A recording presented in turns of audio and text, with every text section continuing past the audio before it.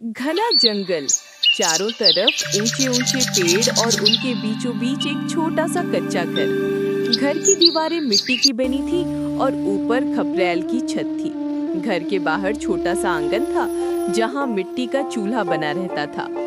उसी घर में दो बहनें रहती थीं। बड़ी बहन का नाम था गीता और छोटी बहन का नाम सीता। माता पिता कई साल पहले बीमारी में चल बसे थे। तब से ये घर और जीवन की सारी जिम्मेदारी गीता और सीता पर आ गई थी।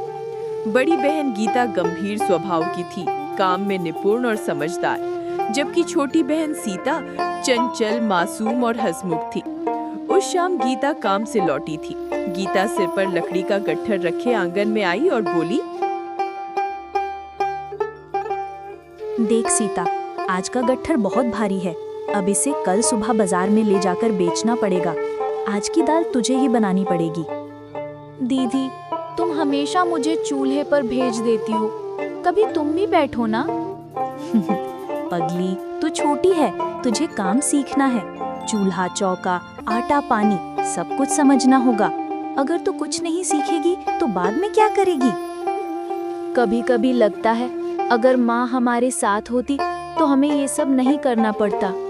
वो चले गए सीता, लेकिन हमें उनकी यादों से ताकत मिलती है। यही जंगल, यही पेड़ हमारे साथ हैं। कभी जब पेड़ों की पत्तियां सरसराती हैं, मुझे ऐसा लगता है जैसे बाबा हमारी बातें सुन रहे हैं। और चूल्हे से उठता धुआं, ऐसा लगता है जैसे हमारी अम्मा पास बैठी हैं। हाँ दीदी, तुम हमेशा मुझे समझा देती हो।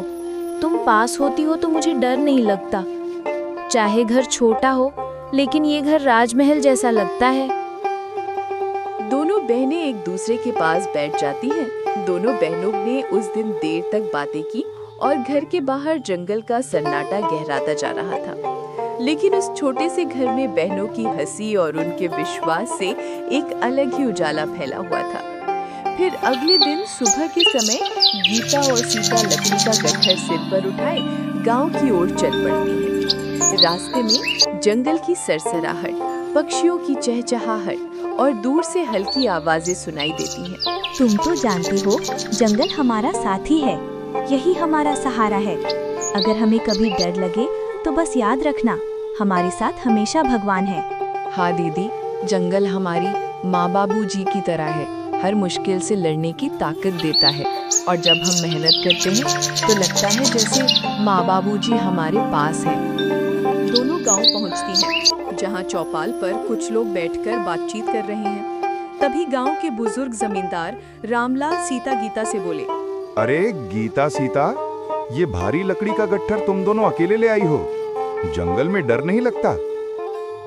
बाबा, डर तो कभी कभी लगता है, लेकिन हम जानते हैं कि भगवान हमारे साथ हैं। यही जंगल हमारी मदद करता है, हम अकेले नहीं हैं। और हमें फल, लकड़ी, पानी सब मिल जाता है, हम संतुष्ट रहते हैं। गीता और सीता अपनी बात खत्म करती हैं और दोनों बाजार की ओर चल देती हैं।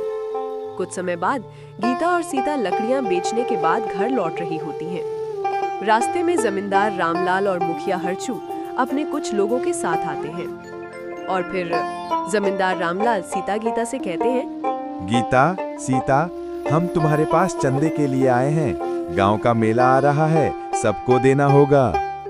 हम तो गरीब हैं, जैसे तैसे जंगल से लकड़ी बेचकर अपना पेट पालते हैं। हमारे पास चंदा देने के लिए कुछ नहीं है। अगर तुम चंदा नहीं दोगी तो हम तुम्हारा नाम चौपाल पर खराद कर देंगे। सबको बता देंगे कि तुम गांव के काम में साथ नहीं देती। लेकिन हम क्या कर सकते हैं? हमें तो पेट भरने के लिए भी संघर्ष करना पड़ता है। क्या हमारी मेहनत का कुछ मूल्य नहीं है? चुप रहो, हमारे सामने हमसे उलझने की कोशिश मत करो। हम आपकी इज्जत करते हैं, लेकिन हम जबरदस्ती चंदा नहीं देंगे। मेला खुशी के लिए होता है, ना कि किसी के अहंकार को बढ़ाने के लिए। हमें अपनी मेहनत का अन्न किसी और के लालच के लिए नहीं देना चाहिए। हम अपना काम करेंगे, लेकिन जो हमसे मांग नहीं हो सकती वो नहीं देंगे। सीता की बात सुनकर गांव के कुछ लोग धीरे धीरे समर्थन करने लगते हैं। जमींदार और मुखिया अब क्रोधित होकर बहनों को धमकाते हैं। ठीक है, तुम लोगों को तुमने जो किया उसका भुगतान करना होगा। हम तुम्हारे खिलाफ समाज में साजिश करेंगे। आप हमें नहीं डरा सकते, हमारी मर्जी से हम कभी नहीं झुके। गांव के लोग अब दोनों बहनों के समर्थन में खड़े हो जाते हैं और धीरे धीरे जमींदार और मुखिया हार मान जाते हैं। अंत में गांव के लोग जमींदार और मुखिया को समझाते हैं कि उनकी हरकतें गलत हैं। गीता और सीता के साहस को देखकर गांव के लोग उनके समर्थन में खड़े हो जाते हैं। गीता सीता, तुम दोनों सही कर रही हो। तुम्हारी मेहनत और ईमानदारी का कोई मूल्य नहीं कर सकता। तुम लोग अपने माँ बाप की जमीन नहीं छोड़ सकते, यही तुम्हारी पहचान है। तुम लोग अपने हक के लिए खड़े हो और हम सब तुम्हारे साथ हैं। और सब हंसी खुशी घर चले जाते हैं। घर पहुंचकर दोनों बहनें राहत की सांस लेते हैं और अपनी माँ बाबूजी की जमीन, घर और यादों को सही सलामत है, ये सोच के दोनों की मन में शांति आता है। देख बहन, मैंने बोला था ना कि सच का रास्ता कठिन होता है लेकिन हमेशा अच्छा होता है। हम हमेशा माँ बाबूजी की दिखाए सच के राह पर चलते आए हैं, इसीलिए आज भगवान ने हमारी लाज और ये घर दोनों बचा लिया। पता नहीं आगे क्या क्या कठिनाई आएंगी, लेकिन हमें ऐसे ही डटकर सामना करना होगा। हाँ दीदी, आप हमेशा से सही होती हैं और आज तो हमें माँ बाबूजी भी देख के खुश हो रहे होंगे, हम पे गर्व कर रहे होंगे।